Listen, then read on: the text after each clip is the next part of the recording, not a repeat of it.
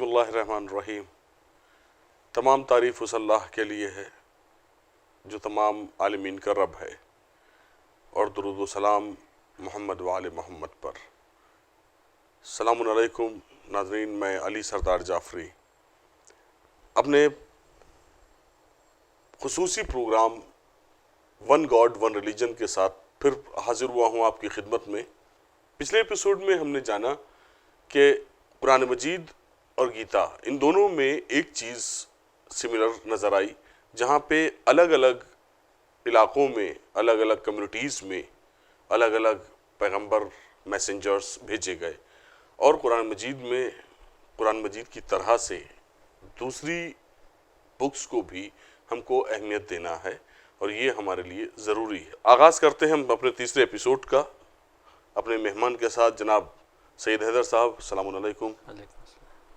हमारा अगला सवाल ये है इस एपिसोड में कि वेद आपने पढ़े हैं, जाहिर सी बात है, तो ये वेद कह क्या रहे हैं? ये इसके मतलब अपनी स्ट्रेटजी रही है, या क्या हमको बताना चाहते हैं? वेद 4 वेद हैं आमतौर पे, कई लोग कहते हैं ज़्यादा भी हैं। तो 4 मशहूर हैं, उनमें से सबसे ज़्यादा जो मशहूर हैं वो ऋग्वेद और यजुर्वेद है। उसके बाद सामवेद और अथर्ववेद का नाम आता है। अब वेद जो है, अगर हम जनरली देखें, थोड़ा दूरी से नज़र बना के देखें, तो देवताओं की बात कर रहे हैं, देवताओं को पहचानने की बात कर रहे हैं, लेकिन एक खुदा की भी बात कर रहे हैं। अब मसला ये है कि जब देवताओं को हम नहीं जानते कि कौन है, उनका क्या रोल है, उनका खुदा से क्या रिश्ता है, तो फिर कन्फ्यूजन क्रिएट होता है। पूरे वेद में मेजॉरिटी अगर आप देखिए तो वर्सेस जो है अलग अलग देवताओं की बात कर रहे हैं। कहीं पर अग्निदेव की बात हो रही है, कहीं पर इंद्रदेव की बात हो रही है, कहीं पर देवी की बात हो रही है, देवी भी है उसमें, कहीं पर।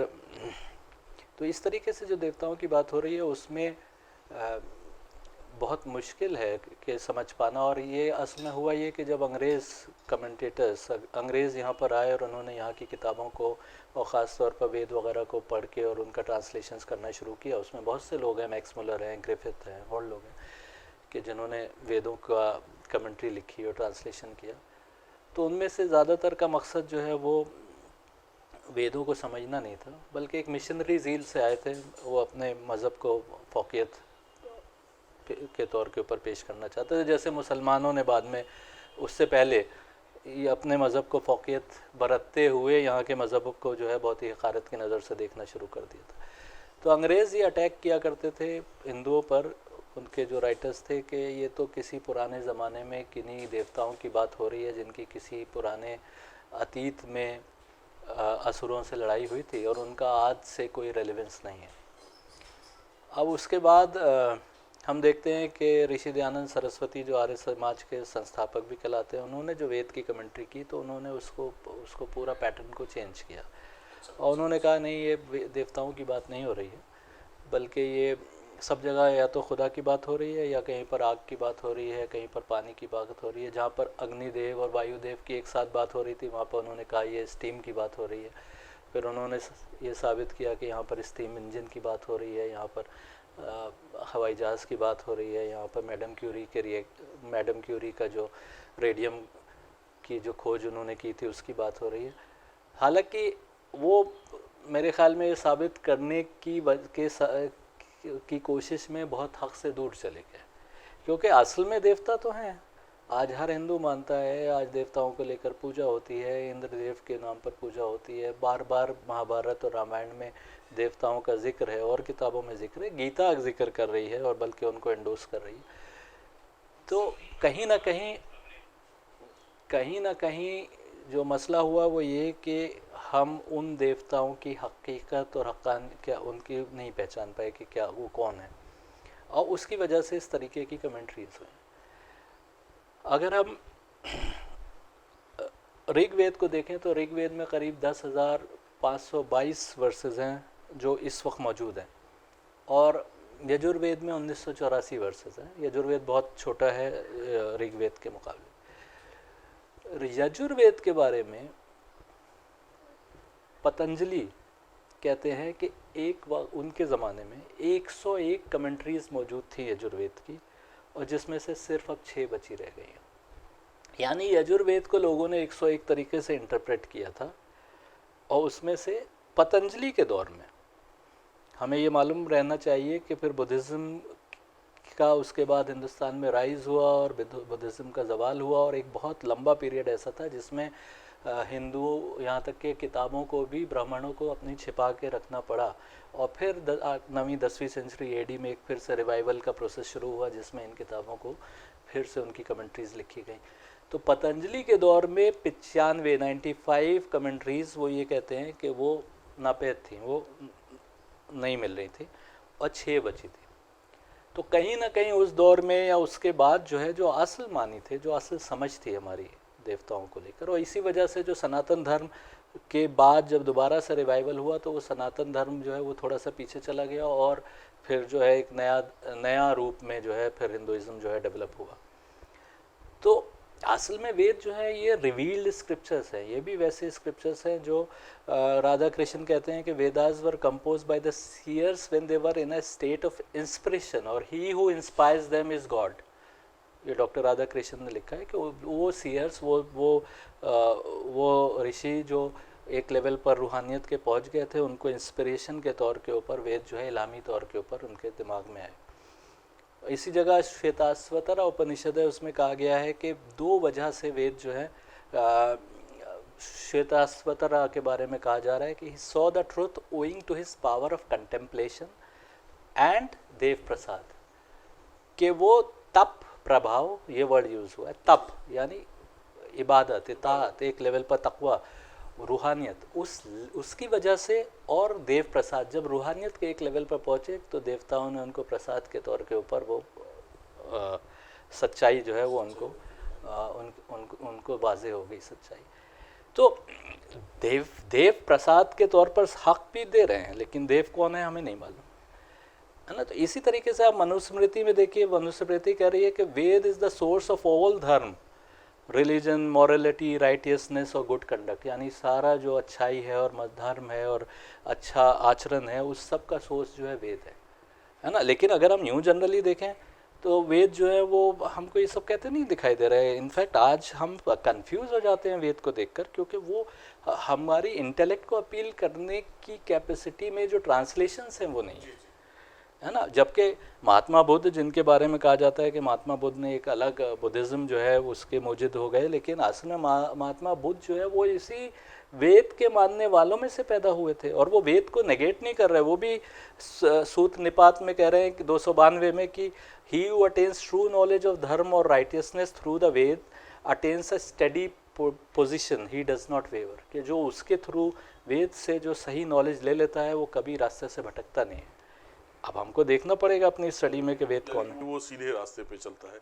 अच्छा, वेद में ये देवताओं का बहुत जिक्र है, बहुत ज़्यादा जिक्र है, तो ये देवता कौन है, ये देवता का कैसे, मतलब देखिए ये तो हकीकत है कि देवताओं का ही पूरा जिक्र हो रहा है वेद में, और उनको सेवियर के तौर पे, निजात दहिंदा के तौर पे पहचाना जा रहा है कि वो हमको निजात देने वालों में से हैं, है ना। अगर हम देखें तो ऋग्वेद में ही 3rd बुक के 5th चैप्टर की 6th वर्स में अग्निदेव की बात हो रही है कि Agni knows the actions of all beings. Agni जो है हर मखलूक के एक्शन को पहचानता है ना। अब अगर हम कहें कि ये मटेरियल फायर की बात हो रही है, जैसा कुछ कमेंटेटर ने कहा, तो अक्ल पे बैठेगा कि क्या मटेरियल फायर के बारे में बात हो रही है कि मटेरियल फायर जो है आपके कर्म को जानती है ना। इसी तरीके से कहा जा रहा है 3rd बुक के 55th चैप्टर की 10वें वर्स में कि Agni is full of knowledge, he is the wisest seer, वो सबसे वाइज, सबसे नॉलेज से भरे हुए हैं, है ना, और वो सबसे वाइज सीयर हैं, सबसे अक्लमंद, सबसे ज़्यादा जानकारी रखने वाले वो सीयर हैं। तो अब देव का असल मीनिंग लोगों ने क्या किया कि देव का मीनिंग जो है वो गॉड विद स्मॉल जी कर दिया, जैसे ये छोटे गॉड्स हैं। शायद इंग्लिश में वो कैपेसिटी नहीं थी कि देव के वर्ड का सही ट्रांसलेशन कर सके। और मैं आपको बताऊं कि देव का असल रूट वर्ड जो है वो देव है। देव यानी नूर, लाइट। तो ये नूर और लाइट का कोई रिलेशन है देवताओं से। और मैं इसका ट्रांसलेशन अगर करूँगा तो मैं गॉड्स नहीं लिखूँगा, मैं लिखूँगा मे बी माई लॉर्ड या मेरे आका, है ना। तो ये ट्रांसलेशन अगर देवताओं का हम करें, क्योंकि ये देवता भी हम देखेंगे गीता की जब हम स्टडी करेंगे कि ये भी उस खुदा की खुदाई के अंदर है, उससे बाहर नहीं है ना।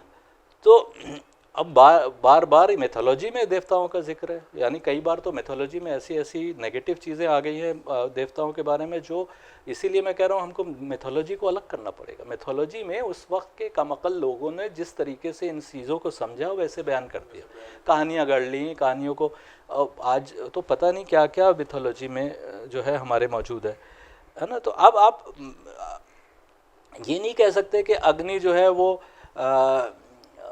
अग्निदेव जो है वो सिर्फ मटेरियल फायर है, या वायुदेव जो है, क्योंकि इनका बाकायदा देवताओं के तौर पे आइडेंटिफाई किया जा रहा है। शतपथ कह रही है Agni is the protector of the vows of the enlightened, जिनको रास्ता मिल गया, जो एनलाइटेंड है उनकी कस्मों को प्रोटेक्ट करने वाला अग्नि है। ऋग्वेद कह रहा है मेक मैनिफेस्ट अग्नि, अग्नि आ जाओ। और लोग उस वक्त देवताओं का इंतजार कर रहे थे। द एक्सेलेंट सेज, जो सबसे बेहतर ऋषि हो, सबसे बेहतर जो सेज हो, वो आ जाओ। द इमॉर्टल वर्सिफायर, जो कभी मर नहीं सकता, विद इल्यूमिनेटेड बॉडी, नूरानी बॉडी के साथ, है ना। You will lead Mankind in the act of यज्ञ, यज्ञ सैक्रिफाइस, है ना। तुम इंसान को सैक्रिफाइस के रास्ते पर लेकर आगे बढ़ोगे। Make him manifest in the beginning, अग्नि के आने के लिए वेद फ्यूचर टेंस में कह रहे हैं कि हे अग्नि आ जाओ, या बल्कि आप देखिए तो वेद के ज़्यादातर मंत्र फ्यूचर टेंस में, यानी हे देवता आओ हम तुम्हारे इंतज़ार में। बृहदारण्यक उपनिषद में एक जगह है कि जब आदमी मरने लगता था तो मरने के वक्त कहता, अपने बच्चों से कहता था कि मेरे ज़माने में तो नहीं आए, अगर तुम्हारे ज़माने में आए तो फिर तुम उनके साथ रहो। यानी वो कोई ऐसी चीज़ है जो उस वक्त तक नहीं हुई थी, ऐसा लगता है। और इन देवताओं को, बल्कि आप और गीता में हमारे साथ आगे स्टडी में आएंगे तो आप देखेंगे कि इनको ऐसे पेश किया जा रहा है कि इनके जैसे दो रोल हैं, एक बतौर नूर और एक बतौर जब वो आए, और वो उनका पर्पज़ ये है कि हमको गाइड करें, हमको जैसे जैसे आप देख रहे हैं। ये तो मैंने बहुत थोड़े से एग्जांपल्स दिए, ये तो आपको आगे इंशाल्लाह आएगा कि इनके बारे में क्या क्या वेद कह रहे हैं, देवताओं को कैसे आइडेंटिफाई कर रहे हैं। गीता की शिक्षा है, एक गीता के जरिए से लेसन मिला है लोगों को समझने का, जिंदगी को सही बनाने का। उसका एग्जैक्ट कहा जाए अगर हिंदी में कि उसका शिक्षा का सार क्या है, तो उसके बारे में क्या है? हमको गीता का बैकग्राउंड समझना पड़ेगा। एक्चुअल गीता का बैकग्राउंड ना समझ पाने की वजह से कमेंटेटर्स जो हैं बहुत सारे उसमें क्या कहा जा रहा है कंफ्यूज हो जाते हैं। गीता के वक्त जब कृष्ण आए और कृष्ण ने अपनी तालीमात को पेश करना शुरू किया, तो उस वक्त वैदिक धर्म जो है, सनातन धर्म फैला हुआ था, लेकिन लोगों ने इन देवताओं को खुदा बनाकर उनकी पूजा शुरू कर दी थी, और उससे ऊपर किसी को नहीं जानते थे। वो इन देवताओं को खुदा समझ के इनकी पूजा करते थे।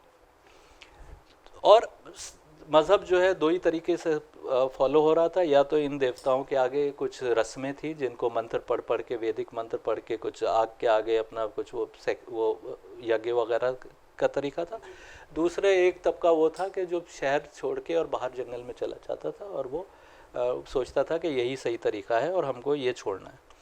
लेकिन इन दोनों के बीच में जब कृष्ण ने टीचिंग्स पेश की, तो कृष्ण ने कहा कि ये देवता जो है ये खुदा नहीं है, और इनसे ऊपर परमात्मा का कॉन्सेप्ट पेश किया, और उससे ऊपर भी एक कॉन्सेप्ट पेश किया जो एक खुदा का कॉन्सेप्ट। आज बहुत से लोग कंफ्यूज होकर कहते हैं कि अल्लाह और परमात्मा एक है। अभी हम साबित करेंगे परमात्मा रूह है, और रूह से ऊपर एक और खुदा का कॉन्सेप्ट कृष्ण ने पेश किया है गीता में। अब आप ये बताइए कि इसके बीच में जब कृष्ण की ये टीचिंग, अब आप जो आयरनी है वो ये है कि आज हम जब गीता को दोबारा से स्टडी कर रहे हैं तो हम उस ज़माने में स्टडी कर रहे हैं कि जब लोगों को मालूम ही नहीं कि वे देवता कौन है, और इसके अपोजिट सिचुएशन उस वक्त थी कि जब इन्हीं देवताओं को पूजा जा रहा था बतौर खुदा। और ये सिर्फ हिंदुस्तान में नहीं हुआ है, ये खुदा का शायद सिस्टम ऐसा था कि इन देवताओं को हर जगह इंट्रोड्यूस किया गया। आप देखिए इजिप्ट में, मेसोपोटामिया में, ग्रीक सिविलाइजेशन में, यहाँ तक कि रशिया वगैरह के कई मुल्कों में जो यूएसएसआर के उस वक्त के मुल्क हैं, चाइना में, मंगोलिया में, आपको इंडिया में, आपको सब जगह एक वक्त ऐसा मिलेगा जो खुदाई में मिले भी हैं कि वो सब जगह इन डिविनिटीज़ की एक तरीके से पूजा होने लग गई थी। और उसके बाद मेरे ख्याल में उस वक्त वो इस वजह से ज़रूरी था कि उस वक्त जहन तैयार नहीं थे कि इंसान को एक एब्स्ट्रैक्ट, एक ना दिखने वाले खुदा को पहचानवाया जा सके। तो उस वक्त ये देवताओं का कॉन्सेप्ट जो है प्रेजेंट किया गया। लेकिन ये फ्यूचर की, मैंने कहा ना, ये फ्यूचर टेंस में बात हो रही है वेद में। कृष्ण ने जब इन देवताओं को पहचानवाया तो कृष्ण ने बड़ा अजीब बात की है कि कृष्ण ने देवताओं का लेवल बताया है लेकिन देवताओं को नेगेट नहीं किया है। कृष्ण ने ये नहीं कहा कि नहीं देवता कुछ नहीं, बल्कि कृष्ण ने देवताओं की वैल्यू को और उनकी पोजीशन को एंडोर्स किया है। और कृष्ण ने ये भी कहा है कि इन देवताओं को अगर तुम अपने खाने में से थोड़ा सा दिए बिना खा लो तो तुम चोर हो। उस थोड़ा सा नज़र इनको करना है वरना तुम चोर हो। और उसका मकसद ये था कि जो कुछ है इन्हीं का अता किया हुआ है। लेकिन फिर कृष्ण कह रहे हैं कि ये खुदा नहीं है, और कृष्ण कह रहे हैं कि इनका एक रोल है, नेगेट नहीं कर रहे रोल, और फिर कह रहे हैं कि इससे ऊपर परमात्मा में जो कृष्ण के अंदर से जो रूह बोल रही थी वो कह रहे हैं कि ये। तो गीता जब कृष्ण ने ये पैगाम भेजा, एंडोर्स किया और बोलना शुरू किया, तो उस वक्त के जो बड़े बड़े धर्मगुरु थे वो इनका अपोज किया उन्होंने, क्योंकि वो उनकी शायद उस वक्त जो है इस सब इबादत वगैरह जो करते थे, आग वगैरह और पूजा पाठ, इससे उनका बहुत बड़ा रुतबा बना हुआ था, लोग उनको वैल्यू देते थे। तो उन्होंने कृष्ण को अपोज किया और वो जंग करने आ गए। अब देखिए आज हम ये प्रॉब्लम सबसे बड़ी क्या हुई है कि महाभारत एक ऐसा काव्य है जो एक आम आदमी ने लिखा था और उसने उस जंग को जैसे देखा था वैसे उसने लिखा था। और कई किताबों में मैंने पढ़ा है कि गीता एक अलग किताब के तौर पे मौजूद थी और महाभारत एक अलग काव्य था। किन्हीं वजूहात से महाभारत के 18वें से 42वें चैप्टर के बीच में गीता को बाद में इंसर्ट कर दिया गया, वो भी 2nd सेंचुरी एडी में। अब प्रॉब्लम क्या है कि आज हम जब महाभारत को पढ़ते हैं तो महाभारत एक आम आदमी की लिखी हुई किताब है जो ये समझ रहा था कि ये सारी जंग जो है हस्तिनापुर के कब्जे के ऊपर थी, उसके कब्जे को लेकर के थी, जबकि जंग का पर्पस दूसरा था। अब जो पढ़ने वाला है वो कंफ्यूज हो जाता है। जंग का पर्पस, हाँ, उस जंग का एंड रिजल्ट ये हुआ कि पांडवों की जीत हुई और उस पांडवों में हस्तिनापुर पर उन्होंने राज किया बाद में, और उनसे राज छीना भी था शुरू में। तो महाभारत का राइटर वो शायद स्पिरिचुअलिटी के उस लेवल पे नहीं था कि वो ये कृष्ण की टीचिंग्स का जो सार है उसको समझ पाता। तो वो ये कहता है कि ये तो मतलब वो इस तरीके से जंग को पेश करता है। वो कई जगह जो है भीष्म पितामह और उधर जो लोग थे जो लड़ रहे थे उनको भी बहुत हीरो के तौर पे पेश करने की कोशिश करता है, जबकि कृष्ण कह रहे हैं ये पहले से मरे हुए हैं। जो उस वक्त के सो कॉल्ड धर्मगुरु थे, जो उस वक्त के बड़े बड़े उलमा थे, वो जो कृष्ण से लड़ने आ गए, जो वक्त के, और मैंने अभी आपको पहले के लेक्चर में बताया कि अर्जुन कह रहे हैं कि ये तो वो आताईना है, काफिर है। तो ये काफिर हो गए वो जब अपने वक्त के जो अवतार था उससे लड़ने आ गए तो काफिर हो गए। हाँ, उस वक्त खुदा की तरफ से भेजा हुआ रहबर उनके बीच में था और उसकी टीचिंग्स को ना मानते हुए अगर उससे लड़ने आ गए तो हमने ये साबित किया है पहले के डिस्कशन में, काफिर वही है। तो वो उनको मानने की कृष्ण बात कर रहे हैं। अब ये बताइए, जब कृष्ण अर्जुन से ये कह रहे हैं कि तुम मर जाओ या मारे जाओ और तुम्हारे लिए बेहतरी है, तो मर के तो हस्तिनापुर के कब्जे की कोई वैल्यू नहीं रह गई। तो गीता की टीचिंग्स एकदम मुख्तलिफ है, और महाभारत के लाइट में जब हम गीता को समझने की कोशिश करते हैं तो हम कंफ्यूज हो जाते हैं। अब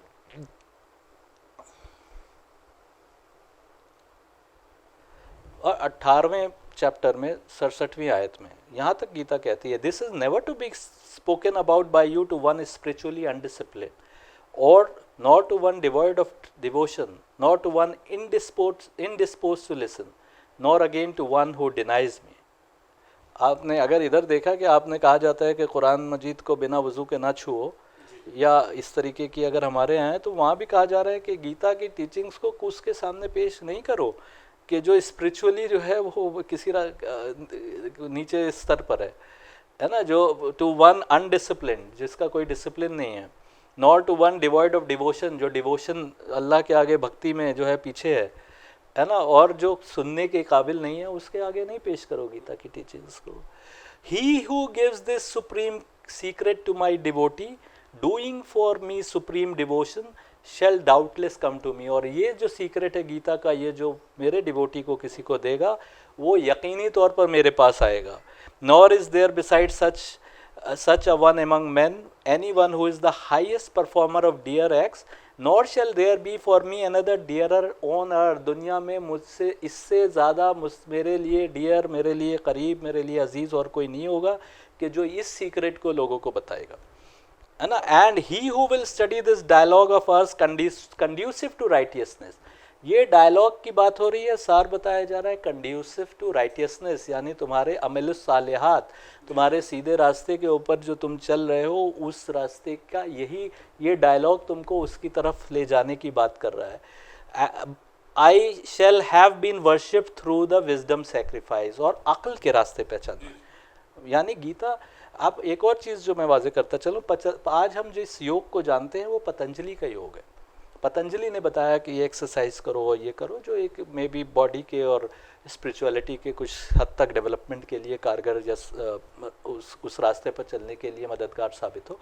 लेकिन जो गीता का योग है, गीता में पहला योग तो रोना है, यानी आप गीता का योग का मतलब है कि हर वो एक्टिविटी जो आपको उसके करीब कर दे वो एक्टिविटी योग है।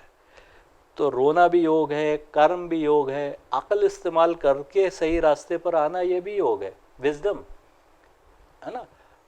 और तो ये योग है।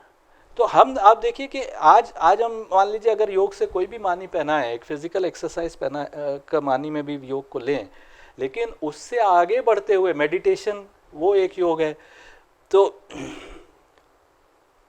और यही आखिरी चैप्टर में कह रहे हैं कि has it been heard by you, O Partha Arjun, with one pointed mind, O winner of wealth, has your delusion of ignorance been destroyed। यानी जब आखिरी चैप्टर में ये बात कह रहे हैं, तो जब गीता को हम पढ़ेंगे तो हमारी जो इग्नोरेंस है, ये सारे रिलेशनशिप के बारे में, देवताओं की पोजीशन, परमात्मा की पोजीशन, ईश्वर, ये सब रास्ते से इग्नोरेंस हट जाएगी। लेकिन हमको मिसिंग लिंक्स को समझना पड़ेगा।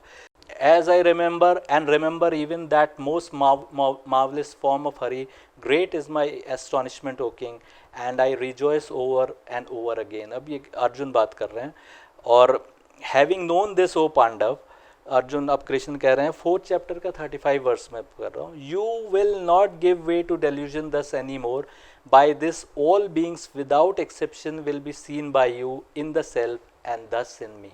अब ये कह रहे हैं कि अगर तुम उन बीइंग्स की बात हो रही है जिनको देवता कहा जाता है, कि अगर इसको जान, वो लोग जो उस वक्त पूजा कर रहे थे उनकी, कृष्ण बीच में खड़े होकर यही समझा रहे हैं दोनों आर्मीज के बीच में, कि तुम जब ये समझ जाओगे तो तुम्हें कोई डेल्यूजन नहीं रहेगा, तुम उन बीइंग्स को भी मेरे अंदर देखोगे, यानी वो मेरी कुदरत के अंदर हैं, वो देवता, ये परमात्मा रूह ये बोल रही है कि वो देवता भी मेरी कुदरत के अंदर हैं। जैसे मैंने कहा कि उनको निगेट नहीं किया जा रहा है।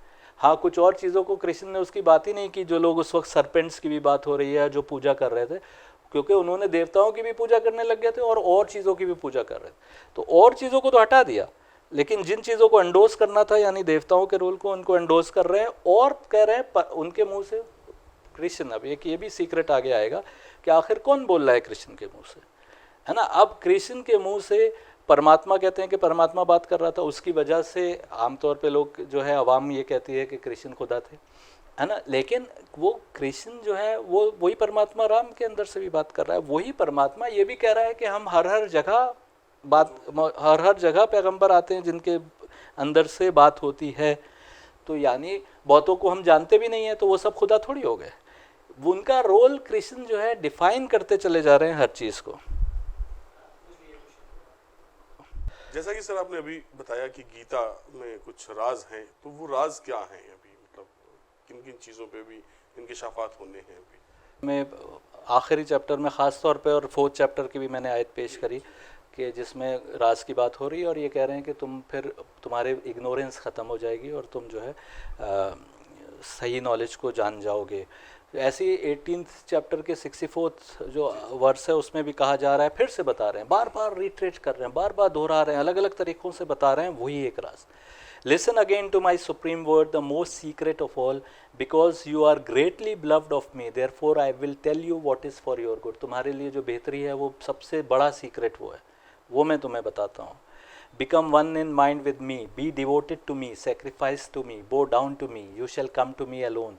I promise you in truth, you are dear to me. राज है ये रिश्ता, और राज ये है कि देवताओं को और उससे ऊपर परमात्मा और एक और उससे ऊपर एब्सोल्यूट गॉड की भी बात हो रही है. यानी ये जो फर्स्ट पर्सन में परमात्मा बात कर रहा है कि become one in mind with me, be devoted to me, sacrifice to me, यानी तुम्हें देवताओं के लिए सैक्रिफाइस नहीं करना, तुम्हें सब कुछ मेरे लिए करना है, तुम्हें मुझसे एक हो जाना है, तुम्हारी रूह को, आत्मा को परमात्मा से एक हो जाना है, इतनी पाकीज़गी के लेवल पे जाओ कि कोई फ़र्क ना रह जाए. और सेक्रीफाइस टू मी, मेरे सामने झुको और तुम्हें मेरे पास ही आना है. लेकिन फिर बात कर रहा है एक एब्सोल्यूट गॉड की थर्ड पर्सन में, ही इज़ द एब्सोल्यूट, है ना. ये है ज़ैनिथ की टीचिंग्स. और आप देखिए कि कैसे सुपुर्दगी की पूरी, जो हमने शुरू में पहले लेक्चर में बात की थी कि कंप्लीट सुपुर्दगी की बात हो रही है, और यही बात कुरान कर रहा है. कुरान इससे ज़रा सा भी अलग नहीं. सूरह बकरा में 156वीं आयत में कि those who when it strikes them a misfortune, बड़ी मशहूर है, दे से इन्ना लिल्लाहि व इन्ना इलैहि राजिऊन, कि जिनको कभी, तो ये आप जान रहे हैं उन लोगों पर जब कोई मुसीबत वाक़ई होती है तो कहते हैं कि हम खुदा ही की तरफ से हैं और खुदा ही की तरफ पलट कर जाना है. तो इमाम हुसैन ने इसके आगे एक और जुमला ऐड कर दिया कि रज़न बे क़ज़ा ही व तस्लीमन ले अमरे, कि हम हर क़ज़ा के फ़ैसले के आगे राज़ी और अपना सर झुकाते हैं. तो वो लेवल पर डिवोशन, वो लेवल पर बंदगी, वो लेवल पर इताअत, वो लेवल पर सुपुर्दगी जो इंसान को मुसलमान बनाने के, मुस्लिम बनाती है, वही गीता में उसी की बात हो रही है. और आप देखेंगे कि उस बार बार उसको, उस रिश्ते को आइडेंटिफाई करते हुए, देवताओं को खुदा ना पहचानवाते हुए, ये बताते हुए वाज़े तौर पे कि देवता खुदा नहीं है, और आगे ले जाया जा रहा है. यानी मैंने जैसे कहा कि एक वक्त में देवताओं को पहचानवाया गया था और लोगों ने हर जगह उनकी इबादत शुरू कर दी. तो अल्लाह, अब यहाँ के ऊपर पैगंबर जो आ रहे हैं, बल्कि ये भी सब जगह हुआ है, ये शायद पैटर्न है एक, कि जहाँ जहाँ देवताओं की और डिविनिटीज़ की इबादत शुरू हुई, वहाँ पैगंबरों ने आकर फिर उसके बाद फिर रूह की बात करी, और उसके बाद एक खुदा की बात करी. तो और एक और राज है जो उपनिषद और गीता में कई बार आ रहा है, जो हमको आगे वाजे होगा, कि वो कह रहे हैं, जैसे मुंडक उपनिषद कह रहे हैं कि from him come fourth the 7 life breaths, यानी 7 प्राण्स, the 7 flames, their fuel, the 7 oblations, these 7 worlds in which move the life breath, 7 and 7 which dwell in the secret place. ये कह रहे हैं कि 7 प्राण उसमें से निकले, 7 प्राण. और आप ये देखेंगे कि ईसाई और यहूदियों की किताब में ये है कि बाकायदा के 7 स्पिरिट्स थी जो दुनिया में आई थी, 7 स्पिरिट्स, और वो सीक्रेट है, और वो एक सीक्रेट जगह के ऊपर रहेंगे. लेकिन जब सीक्रेट जगह पे रहेंगे तो वहाँ पर 7 की बात नहीं हो रही, वहाँ पर 7 and 7 dwell in the secret place. 14 भी नहीं कहा जा रहा, 7 and 7 वो किसी सीक्रेट जगह पर आएंगे. तो यानी देवताओं को, मैंने कहा कि देवताओं के 2 रूप हैं, एक बतौर नूर, एक बतौर लाइट. और वो नूर वक्त ब वक्त, वो नूर, वो देवता, यहाँ पर देवात्मा शक्ति की बात कई जगह हुई है, जो जिसको डिफ़ाइन किया गया है, काफ़ी आगे आएगा रिसर्च में. तो ये जो है कहीं के ऊपर दुनिया में भी वो नूर आएगा हमको गाइड करने के लिए. इसी तरह से मुंडक का 2nd चैप्टर का सेकंड बुक का 1st चैप्टर की 10वां वर्स कह रहा है, the person himself is all this work, austerity and Brahma beyond death.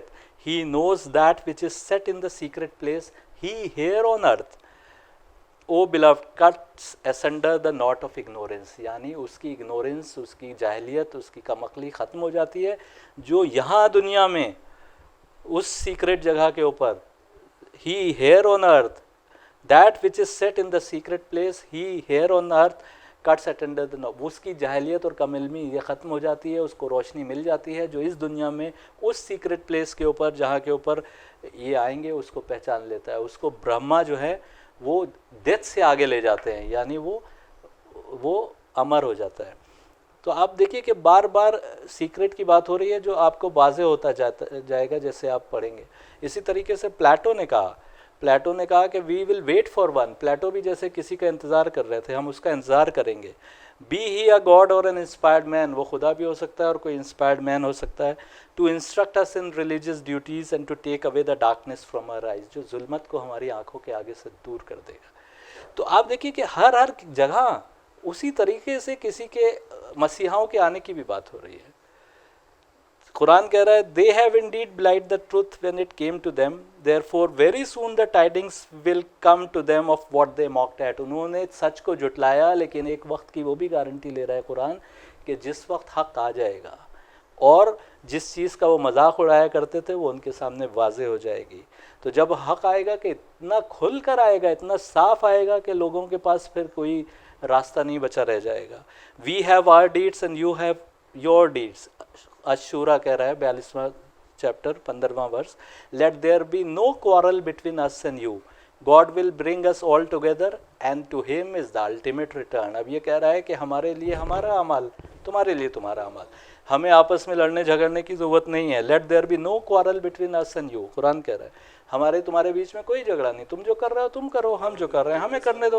हाँ वो भी है, लकुम दीनुकुम वलिया दीन, तुम्हारा दिन तुम्हारे साथ, हमारा दिन हमारे साथ। यहाँ अशूरा में कह रहा है कि तुम्हारी डीड्स तुम्हारे साथ, हमारी डीड्स हमारे साथ, हमें लड़ने की कोई ज़रूरत नहीं है। एक वक्त आएगा गॉड हमको एक रास्ते पर ले आएगा, God will bring us all together, हमको सबको एक जगह पर ले आएगा, and to him is the ultimate return, उसी की तरफ हमको पलट कर जाना है हर किसी को। बहुत बहुत शुक्रिया हैदर साहब, आपने बहुत ही कीमती और बहुत ही जो वज़नी ऐसी चीज़ें आपने हमको पेश की और हमारे नाजरीन के लिए। तो नाजरीन, ये था हमारा तीसरा एपिसोड, और अगले एपिसोड के लिए हम फिर आपसे गुजारिश करेंगे कि आप ज़रूर उसका इंतज़ार करें, उसको देखें, क्योंकि हम अगले एपिसोड में बताएंगे कि हिंदू और दूसरे मज़ाहिब में खुदा का एक कॉन्सेप्ट क्या है।